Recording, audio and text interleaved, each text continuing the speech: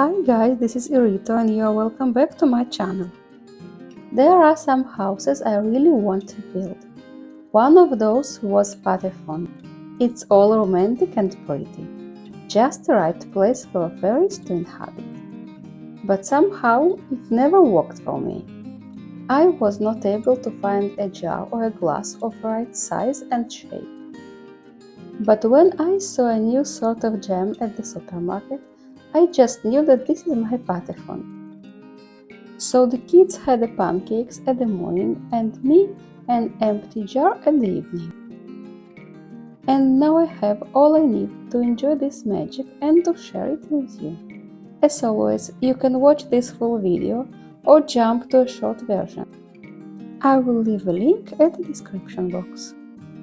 If you love what I do, I will be very happy if you subscribe to my channel.